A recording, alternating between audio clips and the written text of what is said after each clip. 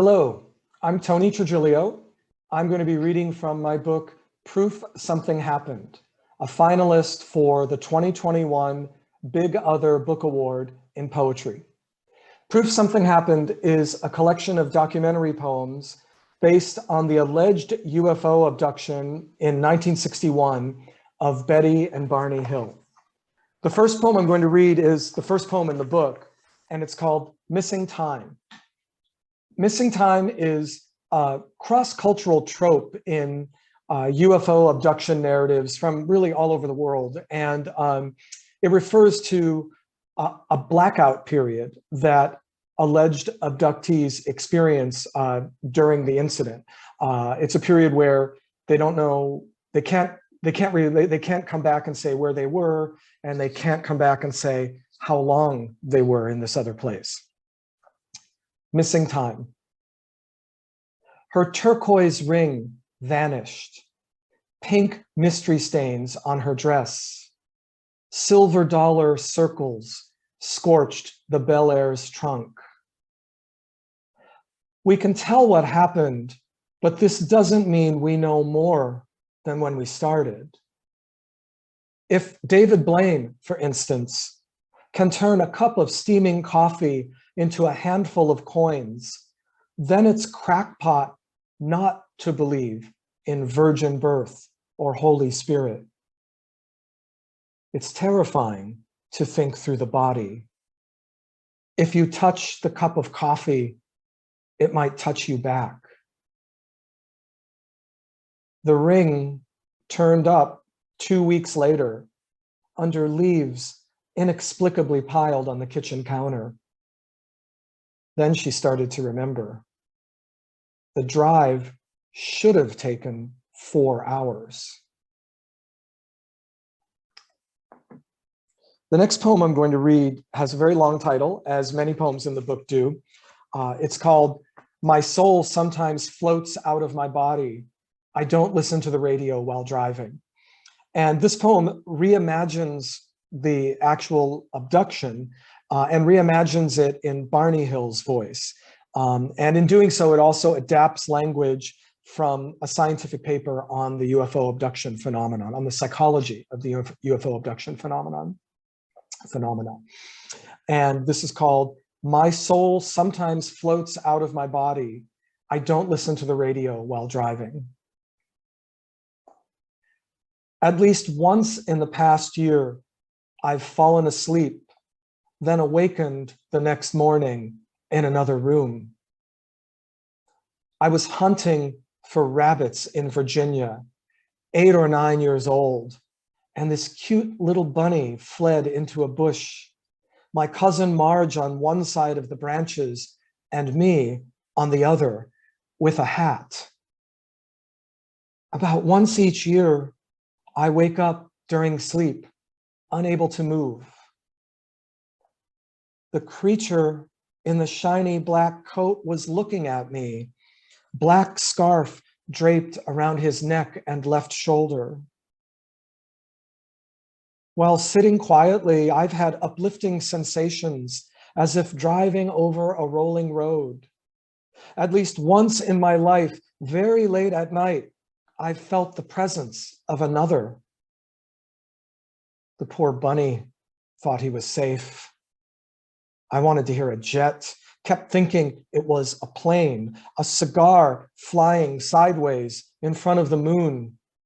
Wanted to hear a hum, to hear a motor. It's got to be.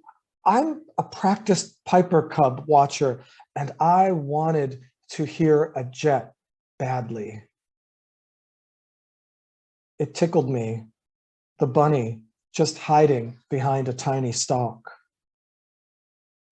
Bright moon, the dotted line between lanes, 6 beings in black flagged me down.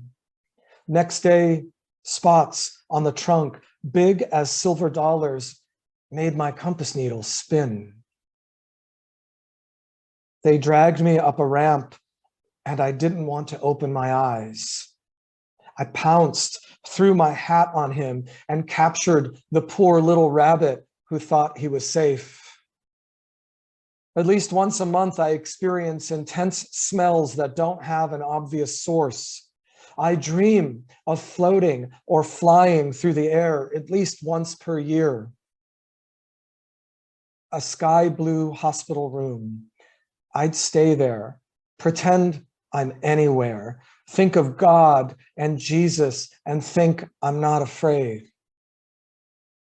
They dragged me up a ramp, laid me on an operating table, and put a cup over my groin.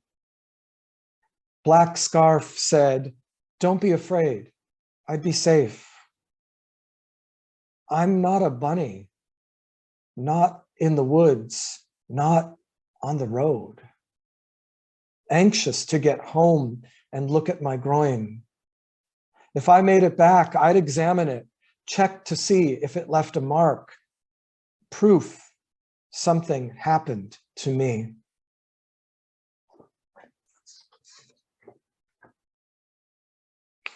And the last poem I'm going to read is called The Orb.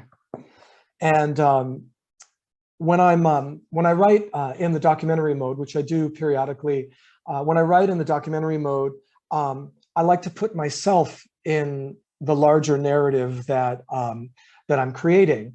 I want to do everything I can to collapse the distance between myself and the people whom I'm writing about.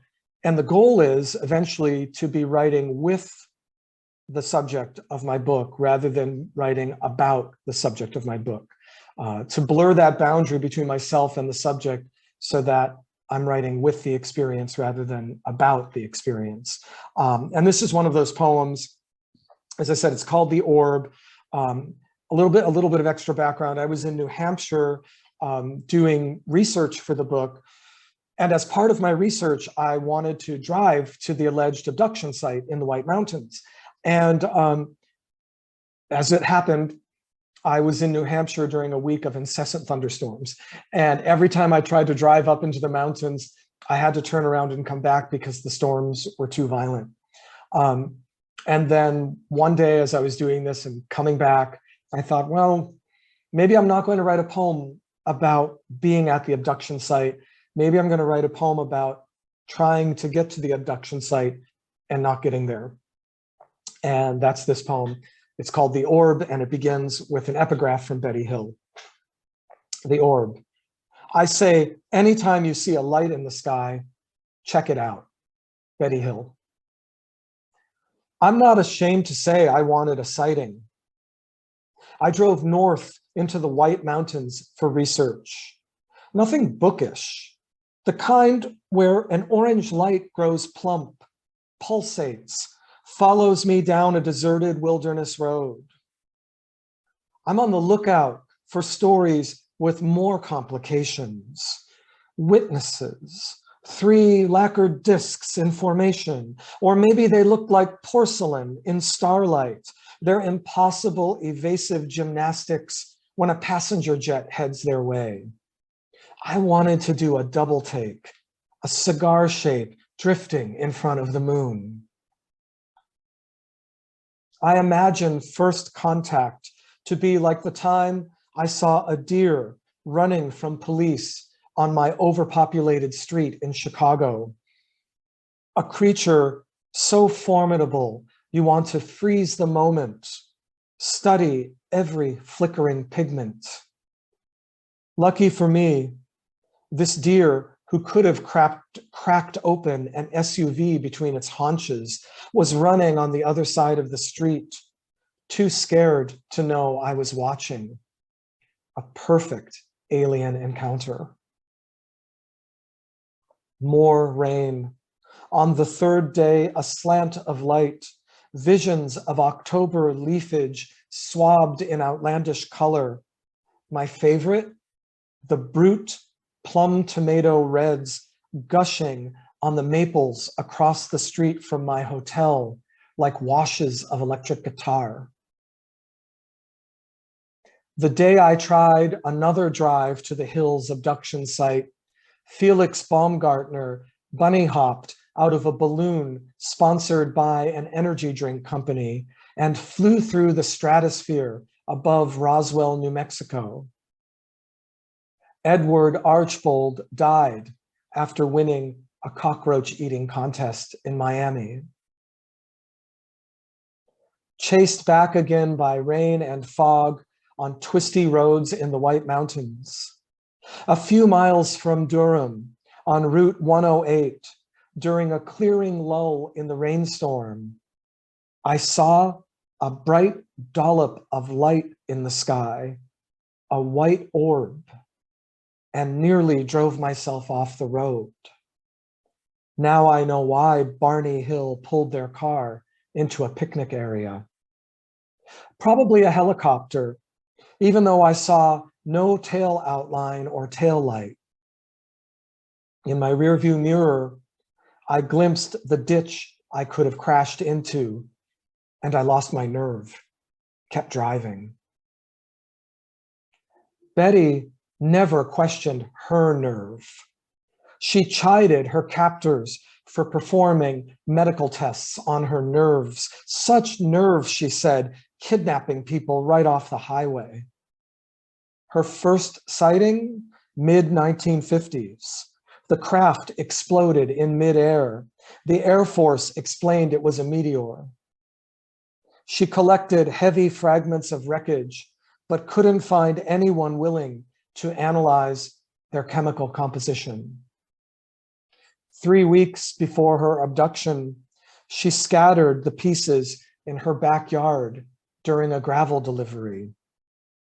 They're buried where the stones are spread.